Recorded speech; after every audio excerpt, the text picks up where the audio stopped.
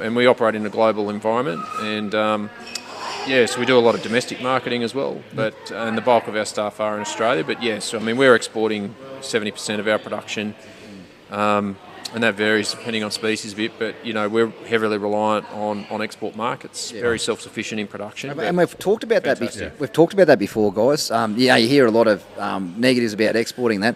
We could not consume all the meat that we produce. You need that. That's why that export is so strong. We wouldn't get close. It is, and I think what it does as well is, our domestic market is our largest and our most valuable market. Yep. And it's really important to reinforce that the quality of our product here in Australia is amazing. Yep.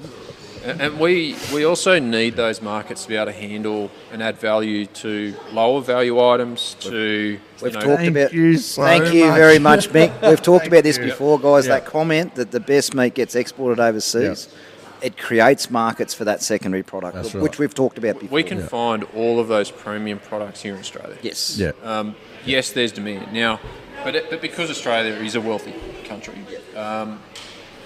processors and brand owners will sell that product where they can get the best return for it. Correct. And the domestic market is very competitive. Yeah. So and also too, because of where we are in the world, seasonality. When you think about a lot of the product going into the Northern Hemisphere, that really complements the opposite seasons that we have. So, when we get into grilling season here, they're not so much in the Northern Hemisphere. So, we think things can... It helps with the balance. The balance is a great way to describe it. We talk about that a little bit already. Like Brandon, he used to work down south. In winter, where would he go with loins? Yeah, well, I was working in Melbourne, Mick, for an example. So Melbourne, you're going to really struggle selling lamb loins in winter. Yep. So where do you go? Domestically, Queensland. So, and you guys do it exactly the same export. That's right. So the Middle East comes online, and the US, and Japan, China, Korea. We've got better access into the UK now, where the negotiating teams, it's government-to-government negotiations on free trade agreements, but the EU are back at the table.